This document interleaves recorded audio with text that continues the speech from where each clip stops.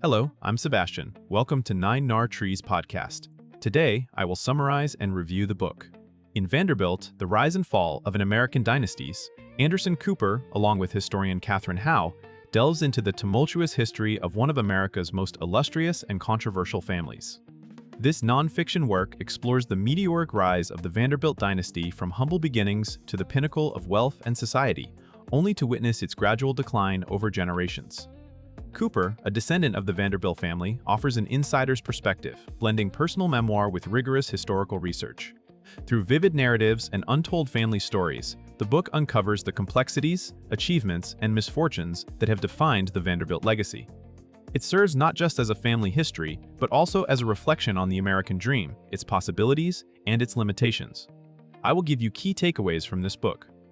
Firstly, the origins and meteoric rise of the Vanderbilts. The Vanderbilt dynasty began with Cornelius Vanderbilt, who rose from modest origins to become one of the wealthiest men in America. This ascent was rooted in Vanderbilt's venture into steamboats and later into the railroad industry, which was burgeoning in the 19th century. This section explores Cornelius's early life, his business acumen, and strategic moves that multiplied his wealth exponentially.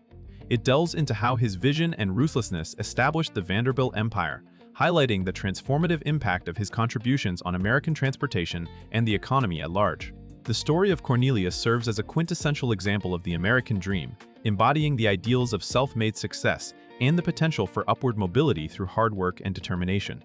Secondly, the luxury and excess of the Gilded Age. The Vanderbilt wealth reached its zenith during the Gilded Age, a period marked by tremendous economic growth, technological advancements, and glaring social inequalities in the United States.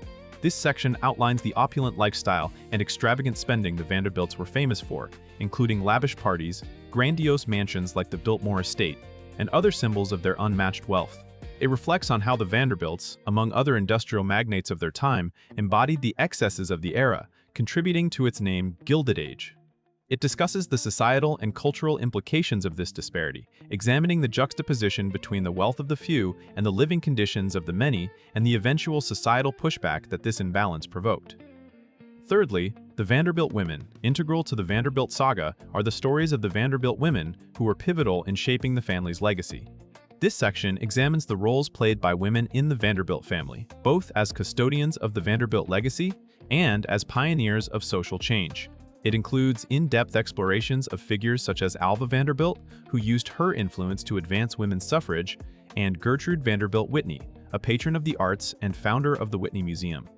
The narrative highlights how these women navigated the constraints of their societal roles and used their positions to effect change, challenging gender norms and contributing to their fields in meaningful ways.